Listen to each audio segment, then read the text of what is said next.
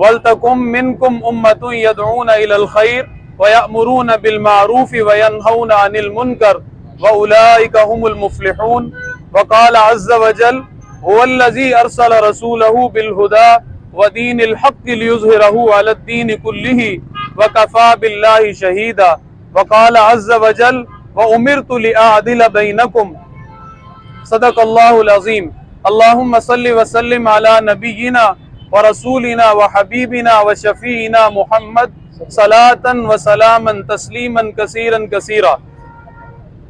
میں تمام رفقا کا تہ دل سے مشکور ہوں کہ وہ سیالکوٹ میں نظم کی کال پر جمع ہوئے ہیں۔ آپ سب کے علم میں ہے کہ ہم ملک بھر میں چند ہفتوں پر 4 ہفتوں پر تقریباً مشتمل ایک جو آگاہی منکرات مہم ہے اس کا اہتمام کیے ہوئے ہیں، اور اس ضمن میں اسی کا ایک اظہار یہاں پہ ہم سب کا جمع ہونا بھی ہے۔ اس مہم کا عنوان جیسا کہ آپ کے سامنے ہے بقائے پاکستان نفاذ عدل اسلام، یعنی پاکستان کی بقا، اس کا استحکام اگر ممکن ہے تو وہ اسلام کے عادلانہ نظام کے نفاذ ہی کے ذریعے ممکن ہے۔ میں نے آپ کے سامنے قرآن مجید کی چند آیات تلاوت کی ہیں۔ ان تمام کا مفہوم الحمدللہ آپ سب جانتے ہیں۔ اللہ تعالیٰ کا یہ حکم ہے کہ ایک گروہ رہنا چاہیے جو نیکی کا حکم دے، برائی سے روکے، اور یہی لوگ کامیاب ہیں۔ اللہ تعالیٰ کا یہ حکم ہمارے سامنے آیا، نبی اکرم صلی اللہ علیہ وسلم کا فریضہ ہمارے سامنے آیا کہ نبی اکرم صلی اللہ علیہ وسلم کو اللہ تعالیٰ نے الہدا اور دین حق کے نفاذ کے لیے بھیجا تھا۔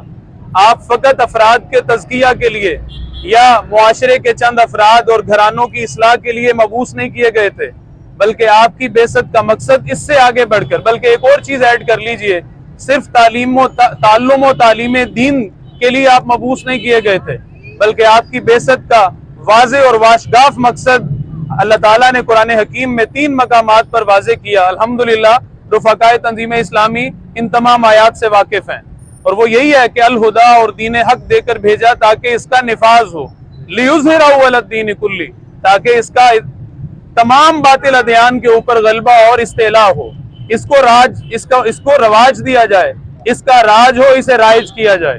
اسی طرح سورہ شورى کی ایک آیت کا ٹکڑا میں نے تلاوت کیا کہ مجھے حکم دیا گیا، رسول اللہ صلی اللہ علیہ وسلم فرماتے ہیں اللہ نے مجھے حکم دیا ہے کہ میں تمہارے مابین عدل کو قائم کروں۔ اس ضمن میں بس 2-3 نکات میں آپ کے سامنے تازہ کروں گا۔ اللہ تعالیٰ کے دین پر قائم رہنا، اللہ تعالیٰ کے دین پر قائم رہنے کی تلقین کرنا، اللہ تعالیٰ کے دین کو قائم کرنے کی کوشش کرنا، یہ کلمہ کی وجہ سے ہم پر فرائض ہیں جو عائد ہوتے ہیں۔ قائد اعظم نے کچھ نہ فرمایا ہوتا اسلام کے بارے میں، علامہ اقبال نے کبھی اسلام پر بات نہ کی ہوتی، پھر بھی محمد عربی کا کلمہ پڑھنے کے بعد علیہ الصلاۃ والسلام وفداہ آباؤنا و امہاتنا، ہم میں سے ہر شخص، ہر مرد، ہر عورت، ہر بوڑھے، ہر جوان، ہر چھوٹے، ہر بڑے، ہر امیر، ہر غریب اور ہر صحت مند، ہر بیمار کی یہ ذمہ داری ہے کہ وہ اپنے نبی کی بہترین نمائندگی کرے اور ان کی طرف سے ملنے والے دین اس کی اپنے عمل سے حفاظت کرے، اپنی جان کا نذرانہ پیش کر کے اس کی حفاظت کرے، اس کے تحفظ، اس کی بقا، اس کے استحکام، اس کے نفاذ کے لیے اپنی تمام تر صلاحیتیں لگائے۔ تو یہ سب سے پہلی بات۔ دوسری بات، وہ لوگ جنہوں نے پاکستان کو بنانے کے لیے کوشش کی، ان کا نظریہ دینے والے لوگ یا عوام نے جس چیز کے لیے جانے قربان دی پاکستان بنتے وقت، وہ فقط یہ تھا پاکستان کا مطلب کیا، لا الہ الا اللہ۔ اقبال نظریاتی آدمی تھے، نظریہ پاکستان کی بنیاد میں اس اقبال کی فکر وہ جو ہے دھنسی ہوئی ہے، اس کے اندر جو ہے اس کی فل پینیٹریشن ہے، وہ موجود ہے پوری طرح۔ اور اقبال آپ پڑھ لیجئے، وہ کبھی بھی سیکولر نظام کے لا دینی و لاطینی کس بحث میں الجھا ہے تو، یہ کیا بات ہے؟ صرف اور صرف اسلام، فقط اسلام، اس کی کھلے طور پہ انہوں نے بات کی ہے۔ انہی کی بات کو ہم آگے بڑھا رہے ہیں۔ ہم رسول اللہ صلی اللہ علیہ وسلم کی طرف سے ملنے والے دین کو بحیثیت امتی اس کا یہاں پہ ہم اس کا تذکرہ کر رہے ہیں۔ ہم محسنی پاکستان اقبال ان کی اس فکر، اس کی تجدید کر رہے ہیں، اس کا یہاں تذکرہ کر رہے ہیں۔ پھر اس سے آگے بڑھیے آئین پاکستان، جس میں بڑے بڑے لوگوں نے اس کی جو ہے وہ بنانے کے اندر اپنا حصہ ڈالا۔ آرٹیکل 2، اسلام shall be the state religion of Pakistan, اسلام ریاست پاکستان کا مذہب ہوگا۔ کیوں نہیں ہے؟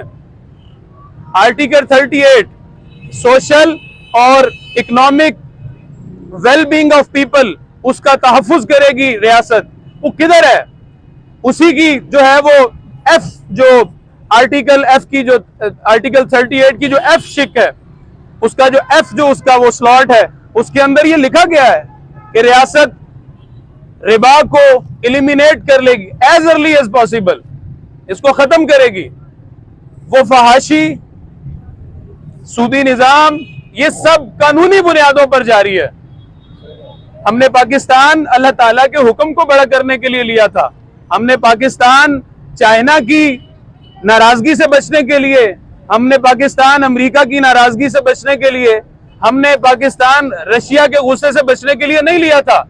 हमने पाकिस्तान जानों के नजराने पेश करके, खुद हमारी फैमिली भी उसमें शामिल है, मैं उस फैमिली से बात कर रहा हूं, हमने जानों के नजराने इसलिए नहीं दिए थे कि हम दुनिया या मखलूक की नाराजगी की परवाह करें।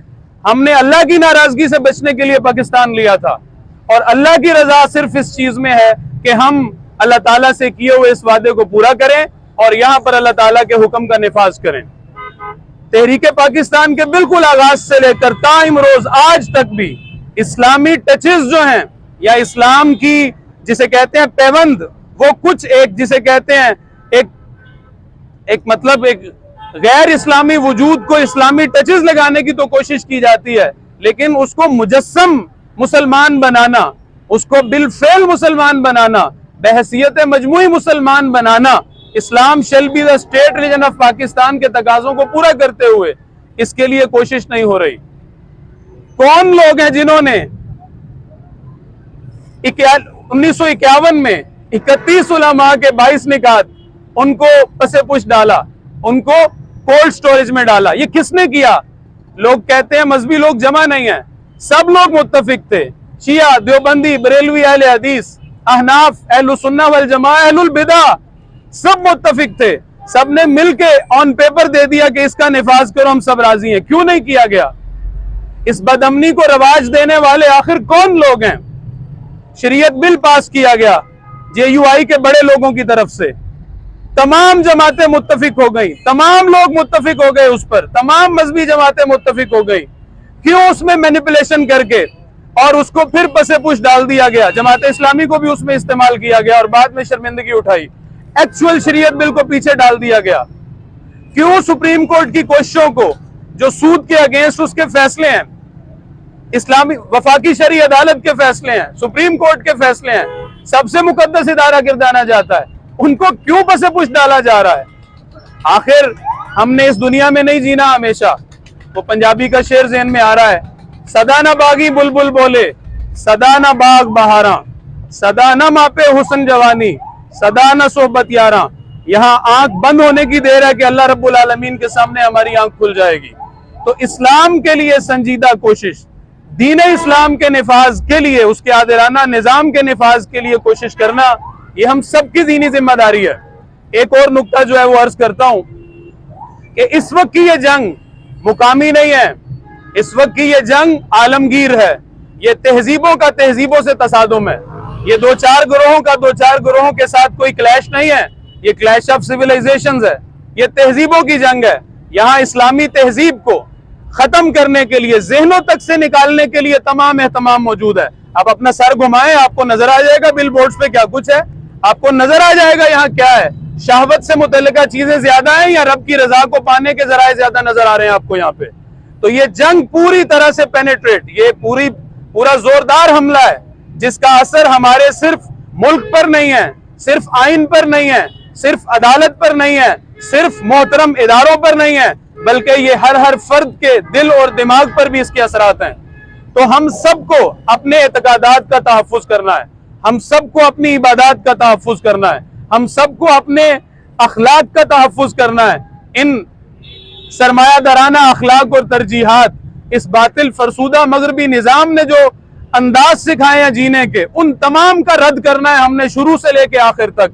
मुहम्मदुर रसूलुल्लाह सल्लल्लाहु अलैहि वसल्लम को अपने लिए मयार बनाते हुए, अपनी इनफरादी जिंदगी में भी, अपनी खानदानी जिंदगी में भी, अपनी तालीम में भी, अपने कानून में भी, अपने इज्तिमाई निज़ाम में भी اور پوری دنیا کے انسانوں کے ساتھ تعلق میں بھی یہی کچھ ہے ساقی متائے فقیر، اسی سے فقیری میں ہوں میں امیر، میرے قافلے میں لٹا دے اسے، لٹا دے ٹھکانے لگا دے اسے۔ تنظیم اسلامی اسی دعوت پہ کھڑی الحمدللہ۔ اللہ کے فضل سے پہلے دن سے اللہ تعالیٰ کی طرف سے عائد اس کام کو اللہ تعالیٰ کی طرف سے عائد فرض جانتے ہوئے اس کی ادائیگی کی کوشش کر رہی ہے۔ ہمیں پتہ ہے، بس آخری بات عرض کروں گا، ہمیں پتہ ہے ہم نے کچھ معیارات بنائے ہیں، افراد کے اندر عبادات پیدا کرنی ہے، ان کے اخلاق پاکیزہ کرنے ہیں، ان کی رسومات کو مسنون بنانا ہے۔ ہمیں پتہ ہے یہ ٹریک مشکل ہے، لوگ دین پر عمل کرنا اس کو مشکل سمجھتے ہیں، خواہشات کا شہوات کا غلبہ ہے، لیکن ٹریک یہی ہے، انبیاء کا راستہ یہی تھا۔ اگر ہم نے لوگوں کے جمع غفیر یہاں اکٹھا کرنا ہوتا تو اس کے لیے بھی ہمیں سلوگنز آتے ہیں، اس کے لیے بھی ہمیں باتیں کرنی آتی ہیں، اس کے لیے بھی ہمیں بے وقوف بنانے کی انداز عقل ہمیں سکھاتی ہے، لیکن اللہ تعالیٰ جس چیز سے ناراض ہوں ہم اس کو کبھی نہیں اپنانے والے ہیں۔ اللہ تعالیٰ کا حکم یہ ہے کہ اپنی انفرادی زندگی سے لے کر اپنی معاشرت، معیشت، اخلاق، خاندانی نظام، ہر چیز اس کو مسنون اصولوں پر استوار کرتے ہوئے اللہ تعالیٰ کے دین کی اقامت کی جدوجہد کریں۔ اللہ تعالیٰ کو ہم رہیں نہ رہیں ان اصولوں پر جدوجہد کرتے ہوئے اگر ہماری جان جائے تو امید ہے ہم اللہ کی بارگاہ میں ضرور میرا رب ہمیں اپنی بارگاہ میں سرخرو کر دے گا۔ بس یہی کچھ ہے جو ہم حصہ ڈال رہے ہیں۔ کسی نے پوچھا کہ آپ جو کام کر رہے ہیں یہ خلافت راشدہ کا نظام، میں معافی چاہتا ہوں، ایک بات عرض کرنا چاہتا ہوں، مذہبی لوگوں سے پوچھا جائے خلافت آئے گی، وہ کہتے ہیں یہ تو نہیں آئے گی۔ کس نے کہا ہے نہیں آئے گی؟ تم بڑے ہو یا اللہ کے رسول بڑے ہیں؟ تمہارا قول بڑا ہے یا اللہ کے رسول کا قول بڑا ہے؟ کیوں کتمان حق کرتے ہو؟ اللہ کے رسول صلی اللہ علیہ وسلم نے فرمایا 5 ادوار گنواتے ہوئے، خلافت ہوگی، پھر ملوکیت ہوگی کاٹ کھانے والی، دور بنو امیہ اور بنو عباس کے برے ادوار کی طرف اشارہ تھا، پھر جابرانہ ملوکیت ہوگی، یہ مغربی استعمار، کولونائزیشن، جہاں مغرب کی کالونی بنے ہیں پوری امت مسلمہ۔ اس کے بعد پھر رسول اللہ صلی اللہ علیہ وسلم نے فرمایا تھا ثم تکون خلافتا علی منہاج النبوہ، اس کے بعد پھر خلافت ہوگی نبوی طریق پر، اسی اصولوں پر جن پر وہ پہلی دفعہ تھی۔ ثم سکت رسول اللہ صلی اللہ علیہ وسلم، پھر اللہ کے رسول صلی اللہ علیہ وسلم نے سکوت فرمایا، گویا اس کے بعد پھر اللہ تعالیٰ جو اخیار ہیں ان کو اٹھا لے گا اور اشرار جو ہیں ان کے اوپر قیامت بپا ہو جائے گی۔ تو یہ ہماری دینی ذمہ داری ہے، دینی حلقوں کی بھی، کہ لوگوں کو اس فریضے کی طرف متوجہ کریں۔ بہرحال ہم اللہ تعالیٰ کے فضل سے، اس کی مہربانی سے، اس کی کرم نوازی سے، جو اس نے ہمیں دینی شعور بخشا ہے دینی فرائض کا، اس کے مطابق ہم ایک ذمہ داری ادا کر رہے ہیں، اپنے دوستوں کو بھی متوجہ کر رہے ہیں، اپنے حکام کو بھی متوجہ کر رہے ہیں، ہر طرف پورے کراس سیکشن کو سوسائٹی کے ہم یہ دعوت دے رہے ہیں۔ اللہ تعالیٰ سے دعا ہے کہ اللہ تعالیٰ اپنی بارگاہ میں ہماری اس کوشش کو قبول فرما لے اور دلوں کو متوجہ کر دے۔ ہاں انشاءاللہ خیر ہوگی، دین آئے گا، آ کے رہنا ہے، اس پوری دنیا کے اوپر اس کا غلبہ ہوگا۔ ہمیں رسول اللہ صلی اللہ علیہ وسلم کے فرامین پہ سورج کے طلوع ہونے سے زیادہ یقین ہے۔ سورج تو طلوع ہونے سے رک سکتا ہے، محمد عربی علیہ السلام فداہ آباؤنا و امہاتنا، ان کا فرمایا ہوا کبھی ٹل نہیں سکتا۔ اللہ تعالیٰ سے دعا ہے کہ اللہ تعالیٰ ہمیں اس راہ میں اخلاص عطا کرے، اس راہ میں ہمیں اپنی کوششوں کو تیز تر کرنے کی توفیق عطا فرمائے، آمین یا رب العالمین۔ مسنون دعا کے ساتھ محفل کا اختتام کرتے ہیں۔ سبحانک اللہم و بحمدک نشہد ان لا الہ الا انت نستغفرک و نتوب الیک۔ ہم انشاءاللہ مغرب کی نماز وہاں جا کے جو مارکی ہے اس کے پاس انشاءاللہ ادا کریں گے۔ السلام علیکم ورحمۃ اللہ وبرکاتہ۔